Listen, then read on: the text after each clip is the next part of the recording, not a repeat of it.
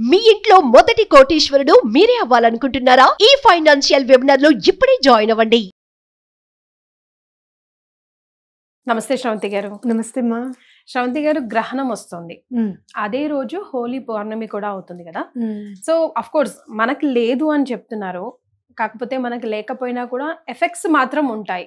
పాటించవలసిన నియమాలు అవసరం లేనప్పటికీ కూడా పర్టికులర్ గా కొన్ని రాశుల వారికి ఈ ఎఫెక్ట్స్ మాత్రం ఖచ్చితంగా ఉంటుంది అంటున్నారు. సో ముఖ్యంగా మనం ఈ రోజు మార్చ్ 14th కి సంబంధించిన గ్రహణం గురించి మాట్లాడుకోవాల్సి వస్తే, ఈ రోజు మనం పాటించవలసిన నియమాల గురించి, ముందు రోజు కామదహనం ఒకటి ఉంటుంది, ఆ తర్వాత నెక్స్ట్ డే పౌర్ణమి రోజు మనము హోలీ ఆడుకుంటాము. ఇక సాయంకాలం మన దగ్గర గ్రహణం లేనప్పటికీ కూడా అమ్మవారి ఆరాధనలో పౌర్ణమికి చాలా విశేషం ఉంది కదండి.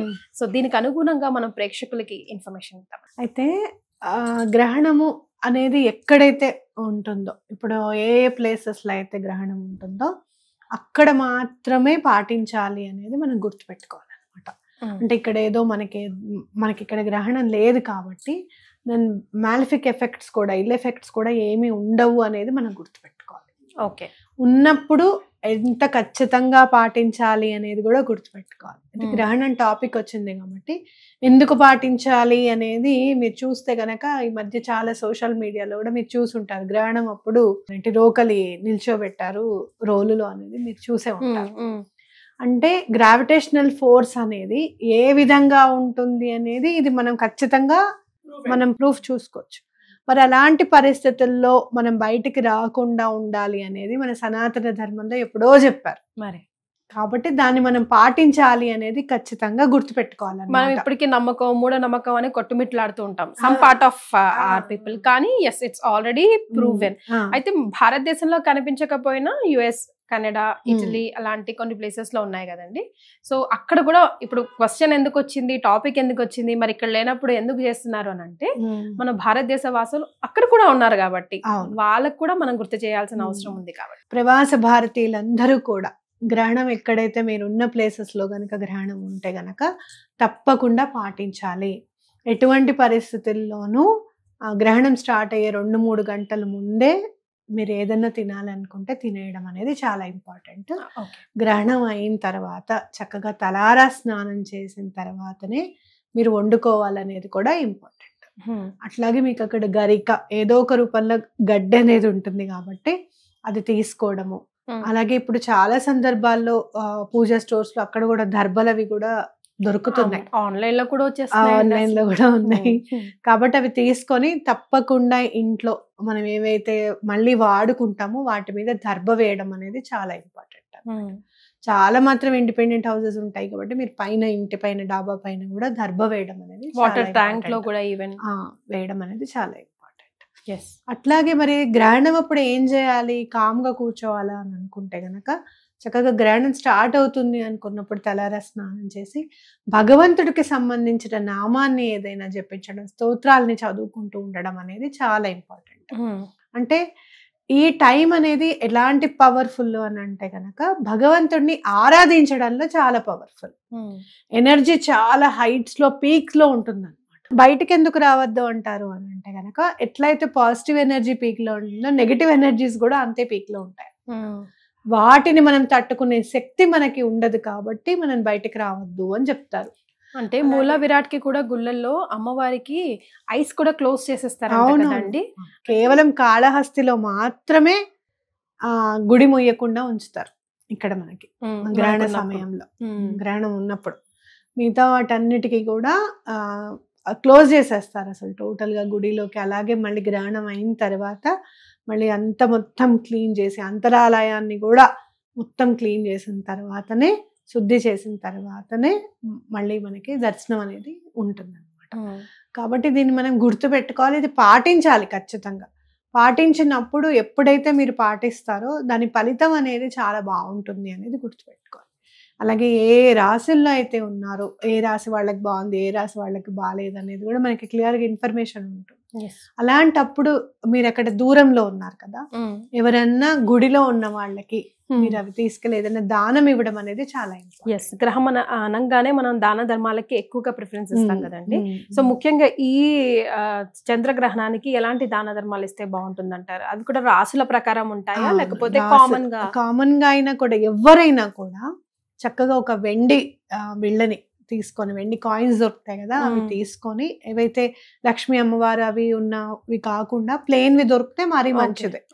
అవి తీసుకొని కొంచెం వెండి ముక్క కానివ్వండి, కొంచెం బియ్యంలో ఆ వెండి ముక్కను పెట్టి దానం చేస్తే చాలా మంచిది. అట్లాగే చెంబు కూడా, కాపర్ చెంబులో బియ్యాన్ని నింపేసేసి దాని మీద కొంచెం ఫలము పుష్పం అన్ని పెడతాం కదా, కొంచెం వెండి కాయిన్ కూడా పెట్టి బ్రాహ్మడికి దానం వేస్తే చాలా మంచిది. అంటే ఏం ప్రాబ్లం ఉంటుంది దీనివల్ల అని, గ్రహణం వల్ల మనుషులకి ఎలాంటి ఎఫెక్ట్స్, ఏం దోషాలు ఉంటాయి మనం దానం ఇవ్వకపోతే అని అంటే గనక మానసిక సమస్యలు రావడానికి అనేది ఎక్కువగా ఛాన్సెస్ ఉంటాయి. మానసికంగా ఎందుకు బాధపడతాము? ఫైనాన్స్ గా బాగాలేనప్పుడు, ఒంట్లో ఎవరికన్నా బాగాలేనప్పుడు, ఇంట్లో అంత చికాకులుగా ఉన్నప్పుడు మనం బాధపడుతుంటాం. కాబట్టి ఇవి ఏవి కూడా మా దరి రాకుండా ఉండాలి, మనం రక్షింపబడాలి అని చెప్పి దానాన్ని ఇస్తాం అన్నమాట. కాబట్టి దానం అత్యంత ఫలితమైనది. ఎవరికన్నా ఏదైనా దానం చేస్తే, ఇంకొకటి వెండి కాయిన్ పెడుతున్నాం కదా అని చెప్పి కాకుండా ఒక 101 రూపాయో 50 రూపాయలు ఎంతో కొంత ధనాన్ని కూడా దాని మీద పెట్టి ఇవ్వాలన్నమాట. అంటే దానం తీసుకోవడం కూడా ఊరికే తీసుకోకుండా అతనికి మనం గ్రాటిట్యూడ్ చెప్తున్నట్టుగా దానం తీసుకుంటున్నప్పుడు అతనికి ఎంతో కొంత మనం సమర్పిస్తున్నట్టుగా ఇవ్వాలన్నమాట. అప్పుడు చాలా అత్యంత శీఘ్రంగా ఫలితం అనేది ఉంటుంది. ఇక్కడ మనం పౌర్ణమికి చంద్రుడికి సంబంధించినది కాబట్టి చంద్రశేఖరాష్టకం చదువుకుంటే చాలా మంచిది. చదువుకున్నా కూడా చాలా మంచిది. దేవుళ్ళని తప్పకుండా నీట్ చేసుకోవడం అనేది కూడా చాలా ఇంపార్టెంట్. మొత్తం పూజ గది అంతా కూడా నీట్ అయిపోవాలి. ఎక్కడైతే గ్రహణం లేదు వాళ్ళేం పాటించాల్సిన అవసరం అయితే లేదు. అలాగే వాళ్ళు ఏమి కూడా దానాలు ఇవ్వవలసింది కూడా ఏం లేదు. ఎక్కడైతే మనకు ఉంటుందో అక్కడ మాత్రమే ఎఫెక్ట్స్ ఉంటాయి. విధి విధానాలన్నీ కూడా అక్కడ మాత్రమే పాటించాలన్నమాట. అయితే ఆ టైంలో మీకు ఎక్కడైనా సరే మంచి అనేది జరుగుతుంది కదా అని అనుకుంటే ఆ టైం నోట్ చేసుకొని అప్పుడు ఆ టైంలో కుదిరితే గనక భగవంతుడి ఆరాధన చేయడం అనేది, ఏదైనా స్తోత్రాలు కానివ్వండి, విష్ణు సహస్రనామం కానివ్వండి, అవి చదువుకుంటే ఫలితం ఉంటుంది అనేది ఖచ్చితంగా చెప్పుకోవచ్చు.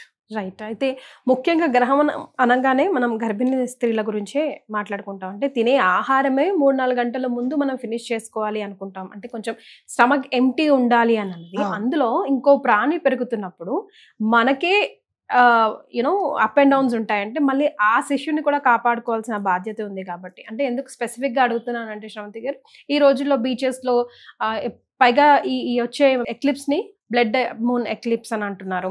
సో మనం చూడొచ్చు అని, నేకెడ్ ఐస్తో సరే డైరెక్ట్గా చూడొచ్చు అని చెప్తా ఉన్నారు. అలాంటప్పుడు ప్రాబ్లమ్స్ అయ్యే ఎఫెక్ట్స్ ఉంటాయి. బికాజ్ కొందరు చిన్నగా కొట్టేస్తారు, ఇదంతా మూఢనమ్మకం, ఇదంతా త్రాష్ అని చెప్పేసి. సో మన వాళ్ళు సనాతన ధర్మాన్ని నమ్మే వాళ్ళు మన వరల్డ్ వైడ్ గా ఎక్కడున్నా కూడా వాళ్ళ మంచి మనం కోరుకుంటాం కాబట్టి సో వాళ్ళ కోసం మీరు చెప్పే మాట తప్పకుండా చెప్తాను. ఎటువంటి పరిస్థితుల్లోనూ గర్భిణీ స్త్రీలు మాత్రం అస్సలు బయటికి రాకండి.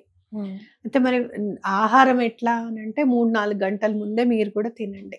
తినేసి కదలకుండా పడుకోవాలి. వాళ్ళు కదలిక అనేది ఉండకుండా కదలకుండా పడుకోవాలి అని చెప్తారు అనమాట పెద్దవాళ్ళు.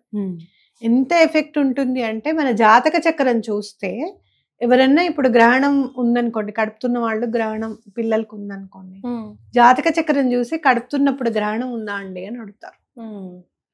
అంత తెలుస్తుంది అనమాట ఏంటి అనేది.